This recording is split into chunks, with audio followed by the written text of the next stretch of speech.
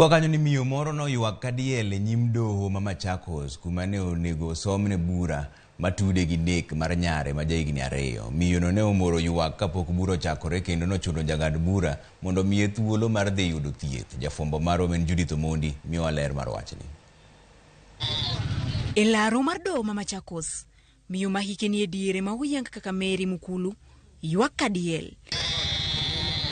Ywak mane omiyo galamoro ochokore oko mar doho no mar neno gino madhi nyime. Nilikuwa nimekuja hapa kotini, lakini nikaona kitu ambacho sijakiona, maana kuna mtu analia mbuzi.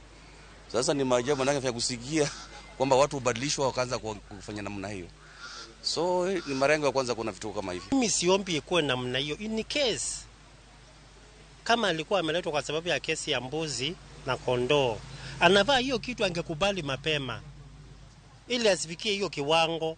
Kama ni mtu ametoa jasho yake akitafuta vitu kama hizo mbuzi, ng'ombe na singine, mtu hafai kuchukua kitu akule jasho ambayo sio yake.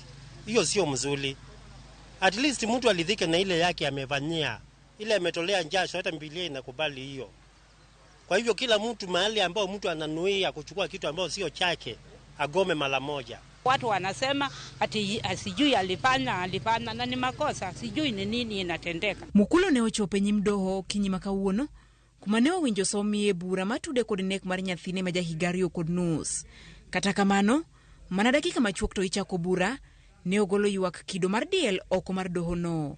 Jaod Mukulu ma bende ne obiro kode nyim doho ne okwayo doho mondo miye thuolo mar tere yudo thieth. Nipeleke hospitali anipewe tolea ya kumrutisha.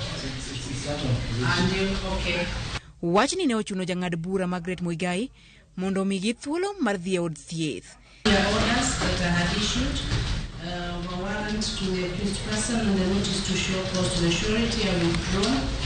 accused person is in court but outside due to medical condition and is released to be taken to the hospital.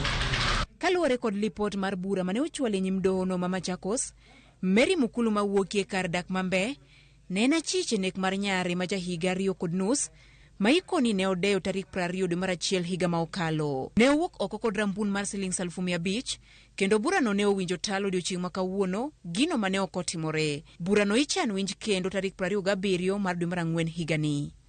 Judith Omondi, Ramogi TV. Kwa kanyo ni governors koro golo ywak ni deko